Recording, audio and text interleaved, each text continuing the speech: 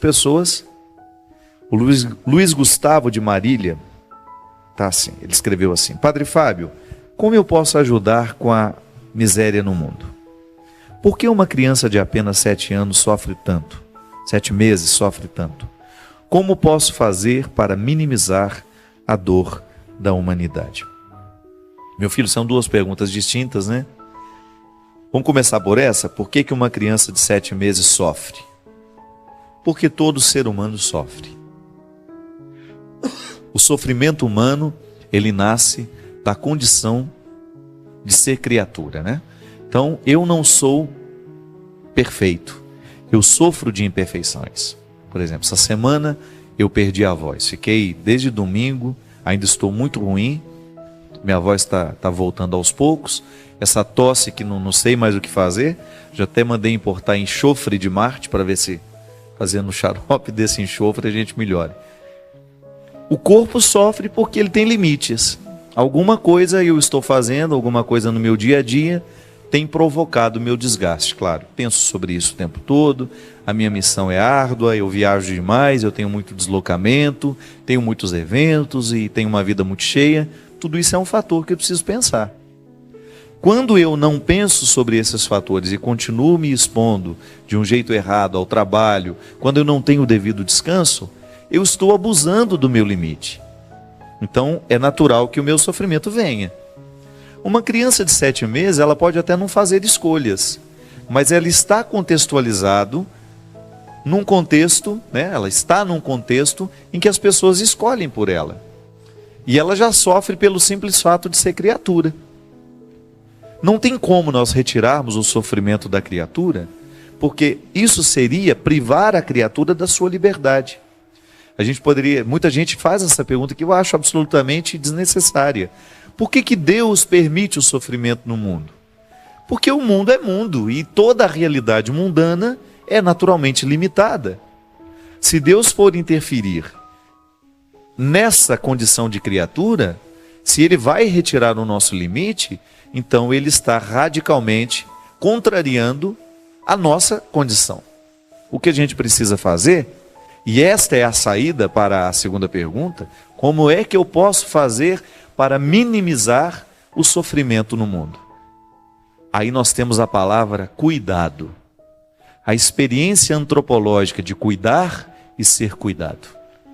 O cuidado é a realidade humana que nos ajuda a superar, a contornar a experiência do sofrimento. A gente não supera totalmente, mas de alguma maneira nós damos sentido a ele. Damos sentido em 2 dimensões. Ou porque nós o compreendemos, mesmo que a gente não consiga mudar, ou porque a gente, além de compreender, a gente consegue interferir naquele que sofre.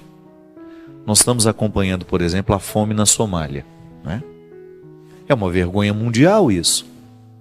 É lamentável que a gente tenha o gasto, que a gente sabe que é publicado o tempo todo, com armamentos, com instrumentos bélicos, com armas de destruição, que os países invistam tanto por causa dessa segurança que a gente diz precisar ter, que se invista tanto em armas, e a gente esqueça de questões humanas, e que a gente deixe de cuidar de situações humanas, e que expõe essa ferida vergonhosa que é a fome. Acho que num mundo com tanta tecnologia, com tanto desenvolvimento, nós não podemos admitir mais a possibilidade da fome. E isso, como é que eu vou diminuir isso? Na experiência de cuidar. Como é que eu cuido dos famintos no mundo? Quando eu olho para o meu lado e descubro aqueles que estão mais próximos a mim e que eu posso alcançar. É claro, eu posso fazer uma doação para chegar lá na Somália, mas a gente também precisa saber que do nosso lado, aqui, muito próximo a nós, existem pessoas passando necessidades muito urgentes e que nós podemos socorrer. E essa experiência de cuidar e ser cuidado é que faz com que a gente, de alguma maneira, tenha condições de dar socorro a esse limite humano. Então, se por um lado eu não tenho como mudar a minha condição de criatura, por outro, eu aprendo que o cuidado me socorre nessa condição de criatura. Naquele meu livro, Quando o Sofrimento Bater a Sua Porta, se você tiver a oportunidade de lê-lo, acho que ele não está ali não. Mas é um livro que eu lancei pela Canção Nova. Eu falo ao longo do livro essas questões. Por que a gente sofre? Porque somos humanos. Somos naturalmente limitados. Está ali? Vamos pegar aqui. Vou mostrar. Está aqui, ó. O sofrimento nasce do limite. Eu sou limitado, então eu não tenho como fugir do sofrimento. O sofrimento vai bater a porta de toda pessoa. Mais cedo ou mais tarde nós vamos enfrentar todas as dimensões do sofrimento. Sofrimento físico, sofrimento afetivo, sofrimento espiritual. Né? Nós sofremos com as perdas, nós sofremos com ciúmes, nós sofremos com a dor, nós sofremos com a morte. Tudo isso faz parte da condição humana. Nenhum ser humano está livre de enfrentar. Hoje, por exemplo, né, nós estamos todos com a notícia que eu particularmente fiquei assustado, né? Um rapaz tão jovem, o ator Reinaldo Gianecchini, que descobriu que tem aquele câncer linfático. Na hora, eu disse que ele disse essa frase, né? Estou pronto para a luta. Essa é a atitude mais coerente, né, de quem quer a vida. Porque na hora que o sofrimento bate na sua porta, você pode muito bem se entregar a ele. Ou então você pode recebê-lo bem na sua vida e estabelecer com ele um pacto. Tudo bem, eu vou te administrar, mas eu não pretendo que você me leve. Essa é a atitude mais sábia. Difícil. Muda radicalmente a vida de uma pessoa. A gente já sabe que esse rapaz é afeito à reflexão, diz que é um rapaz muito inteligente, não é um cara bobo. Mas um momento como esse traz muita maturidade. Quantas pessoas, ao enfrentar o sofrimento, elas ultrapassam, olha, elas vão além. Então, neste momento é importante, ao que sofre, saber administrar o que sofre, aquilo que está sendo o limite. A experiência do cuidado minimiza esse sofrimento. A família estando presente, cuidar do sofrimento daquele que está com a gente, daquele que a gente ama, é uma maneira muito concreta de amor. Eu estou ao lado, eu participo, eu não sou indiferente. E é assim, meu filho. É assim que a gente pode diminuir o peso do sofrimento no mundo. Sofrer não tem como. Todo mundo sofre.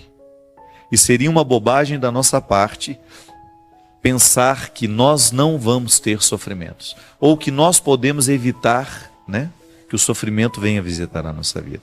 Claro, eu preciso fazer de tudo para que a minha vida seja marcada pela sabedoria, para que eu faça as melhores escolhas, para que eu sofra menos. Então, quando eu administro bem a minha vida, é natural que eu vou ter condições de ter diante de mim, quem sabe, uma vida um pouco mais tranquila, um pouco mais harmônica. Mas e os acidentes da vida? E aquilo que eu não posso controlar? Então aí vem o momento da sabedoria, de nós fazermos da experiência do cuidado, que é naturalmente humana, uma experiência humana, de você cuidar, de você dar sentido àquilo que está acontecendo, de você então, de alguma maneira, superar aquilo que tanto nos machuca. A Cíntia do Rio de Janeiro escreve e diz assim: Padre Fábio, como faço para ajudar uma amiga que não quer ser ajudada?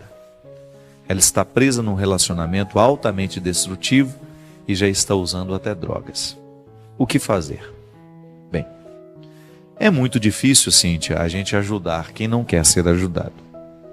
O primeiro passo é você ajudar num processo de reflexão para que a pessoa perceba que ela está precisando de ajuda.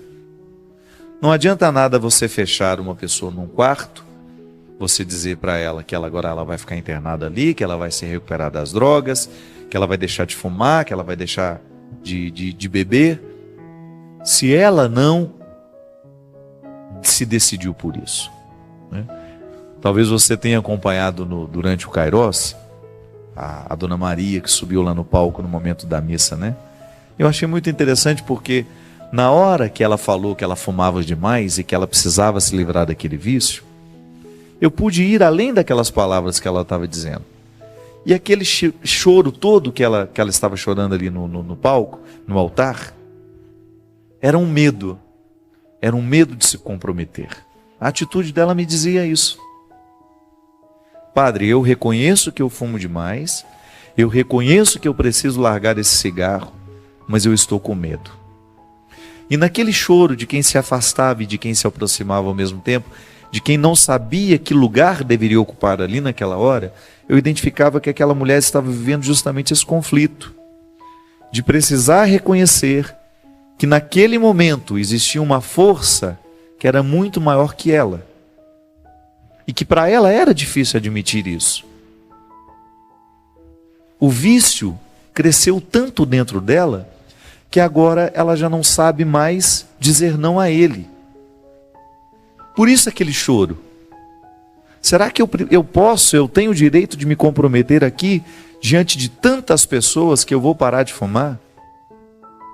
Tanto é que eu brinquei com ela depois, né?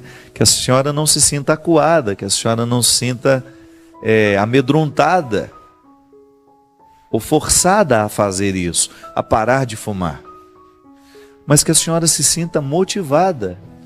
O nosso desejo, ao mostrar de maneira pública aquele conflito, mesmo porque ela levantou a mão e ela foi lá livremente assumir comigo ali aquele compromisso, é um primeiro passo de motivação.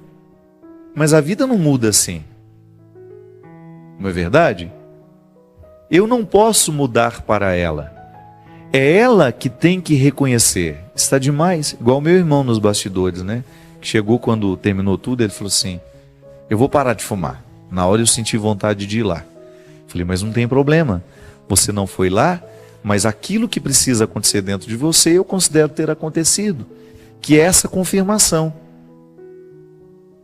Não adianta nada dar o remédio para um doente que já decidiu morrer. E o que muitas vezes o vício faz com a pessoa é cortar nela o vínculo com a vida. Minha gente, não tem nenhum vício que seja construtivo, né? A não ser o vício pela saúde, né? Que a gente usa o termo de maneira inadequada. A pessoa é viciada em atividade física. O vício não é bom de jeito nenhum. Às vezes a gente usa o vício para dizer que a gente tem aquela disciplina. Não, disciplina não é vício. Vício é tudo aquilo que de alguma maneira se transforma em obsessão, em peso e que retira a nossa pertença.